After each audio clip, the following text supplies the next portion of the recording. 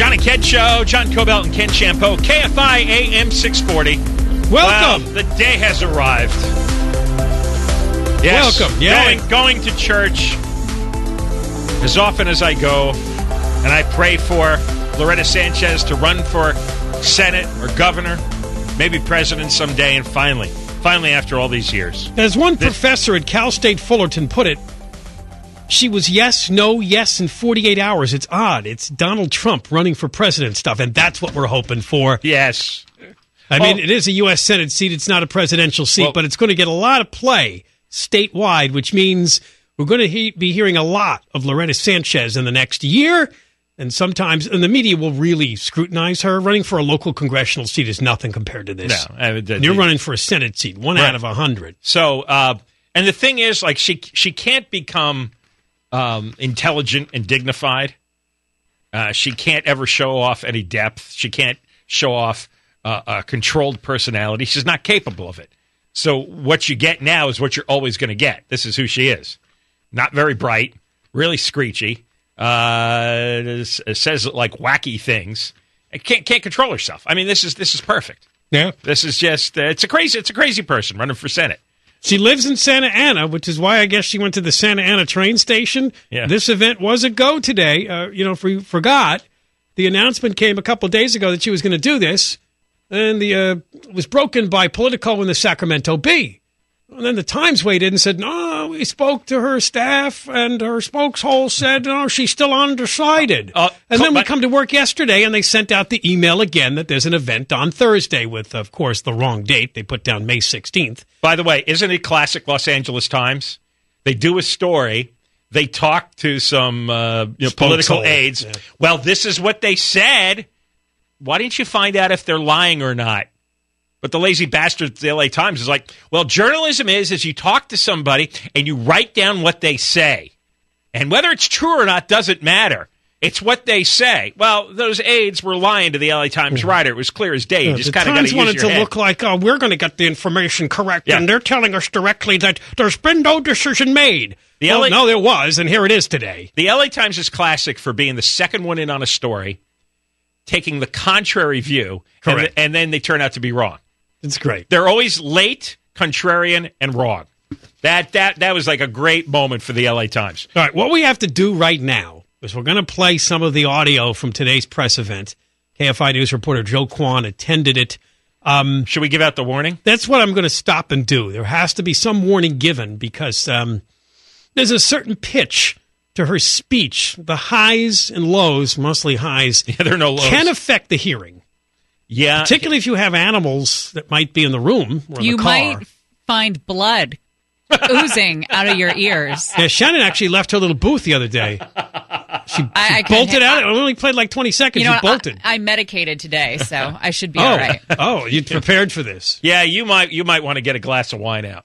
And maybe a sedative. For us, it's entertaining, even though sometimes John will start screaming, enough. The dogs are at risk here. The cats are at risk. If you have birds, they might fly into a wall or something. There's going to be a lot of animal discomfort going on. I've tried to find a way to describe it, especially to someone that wouldn't know, and it's drunken cheerleader. I'm not sure what. There's something about her. Drunken old cheerleader. I guess, but she still has a youthful sound to her voice because it reaches these high little girly screechy pitches. And it's worse. She also sounds like Valley Girl uneducated. Mm-hmm. Yeah. It's funny. She just doesn't sound bright at all. No. But, I mean, you called her Bubblehead 20 years ago. Yeah. I just don't understand how somebody hasn't gotten a hold of her during this whole campaign process and said, you need to tone it down a little bit. You need to sound more mature. We need to work with a voice coach. Right. You need to sound intelligent. Those things. You can't teach intelligence. I don't think you can fake it. She can fake it for an hour. I don't think she listens to advice. Yeah, I have a feeling. Yeah, I think that's why this whole thing got messed up with this announcement. Yeah. I just think that the right hand, the left hand doesn't know what's going on, and I don't think she cares. Bet you she walks in, she starts screeching at the staff. Here's some video, John. She gives all kinds of contradictory orders, and then storms out in a diva fit. I'm looking at Channel 5 right now. They're showing the actual footage from today's event just so we can get it. Who shows up at this? Oh, there's a big crowd behind her there.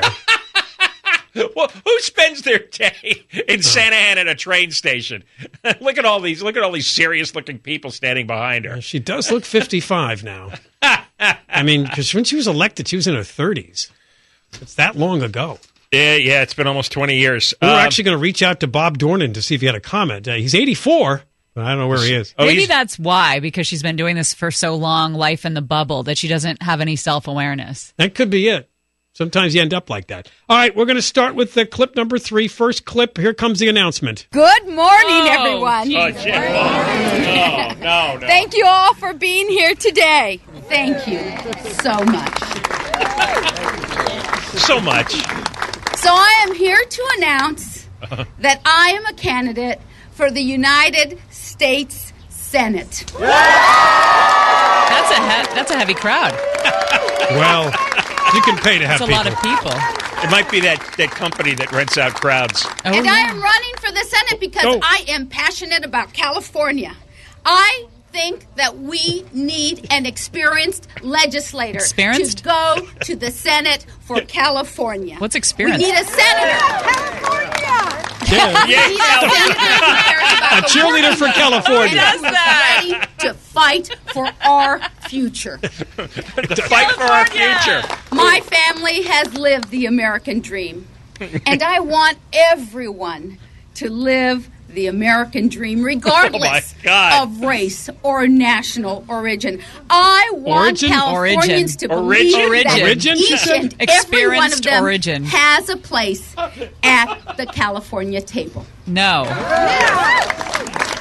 not everyone has a place. That's why there are other states. That together we can return America and California to its greatness.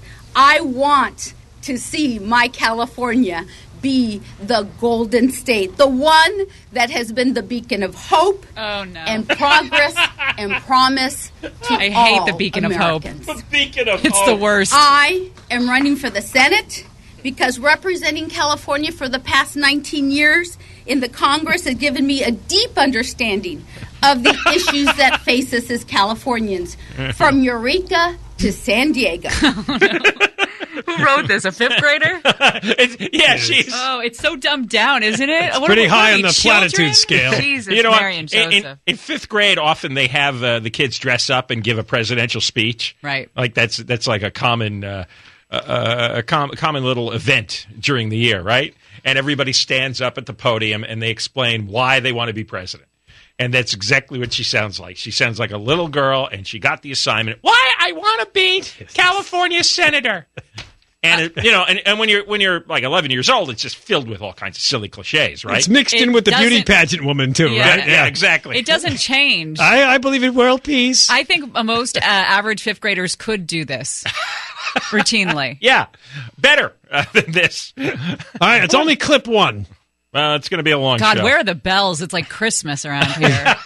We have more to come, including she's asked about good old high-speed rail, the brown doggle. Oh, this is great. It's official, folks. Loretta Sanchez is running for U.S. Senate. We couldn't be happier. John and Ken Show, Shed in his news. John and Ken Show, John Cobalt and Ken Shampoo. It's KFI AM 640. If you just tuned in, you tuned in on one of the great days of the year.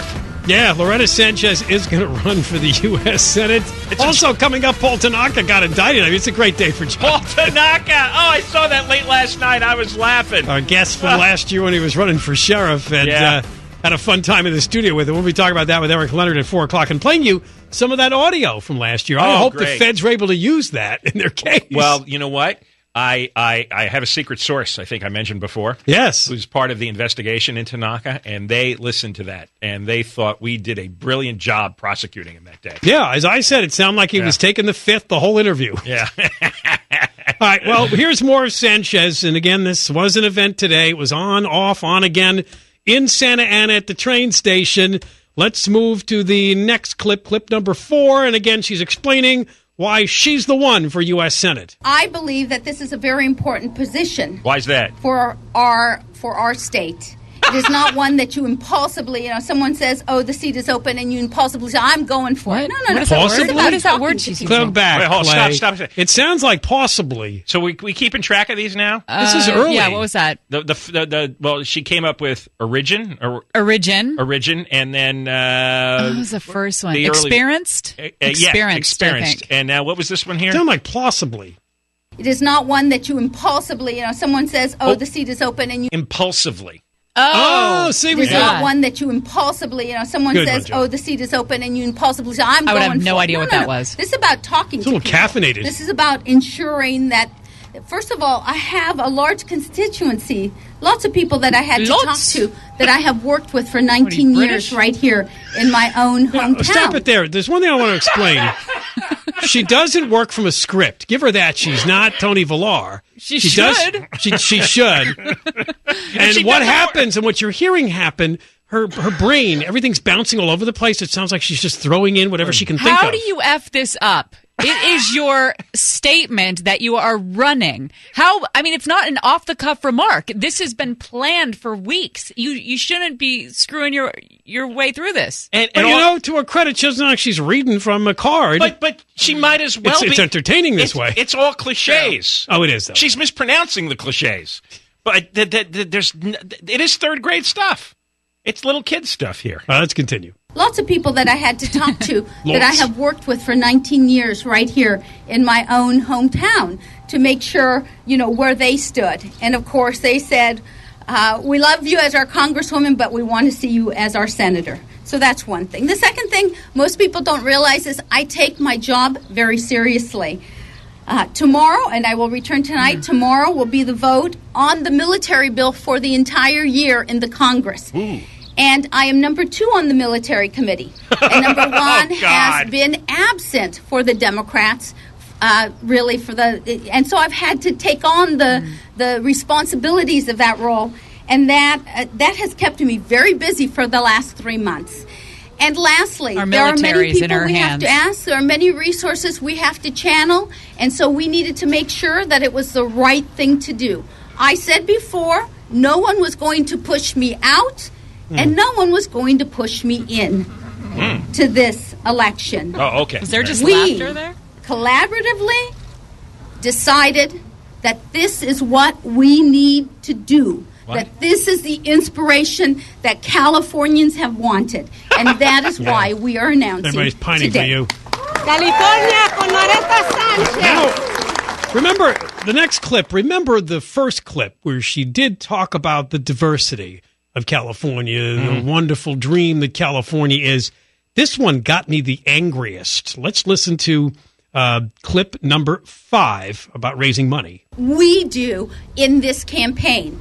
And certainly there may be lots of opponents, so we can't focus on just one opponent. We have to focus on what we do in this campaign. And certainly we have talked to many of the people who have supported us over the years, and they are ready to step up, and we will work hard, and we will get enough resources and volunteers and money to make sure that we can run this campaign. That is one of the decisions we made, that we, in fact, can do all of that and channel all of that and get that done. So we are not worried about that. And just think, if every Latino in this state would send $1 today to our campaign, we'd have more resources than we would need. That isn't playing the race card. Running on the race card. Yeah, well, she did this in a congressional race, the last one I think she had, where she had a Vietnamese opponent, and she was just going after the Vietnamese community is after me. They're attacking me. It's like, this woman really does play the race card. She doesn't have a lot of money, $500,000. Well, does you imagine someone Kamala Harris has raised over $2 million. She doesn't want money from white people or black people or Asian people? Could you imagine a candidate getting up there and said, now, if every white person sent in $1 today, we'll win? Good point. Yeah. That would be front page news. God. It'd be blasted. That's a race appeal. It is. And the only reason she got in this race is because all the media was saying we need a Latino to run. It's the big coming demographic of voters. Oh, I don't know. There's a Latino running on the Republican side, but I guess that doesn't count. It doesn't count. The Latino vote's 17%. It's not 50% or 80%, 17%. All right. Now, when we come back, she says she's a doer. Also, I asked that we try to get some audio. Yeah, high-speed rail, and we tried to get some audio from a supporter. Remember one day we asked on the air for anyone to call in that's ever voted for Sanchez, and we've never gotten a call. We've tried that for a lot of years, and nobody's ever called. We never got an email, a text, a tweet, nothing. In theory, some of these people today were supporters and voters for Sanchez, so we'll play a little of their audio. John and Ken Show, KFI. Shannon has news.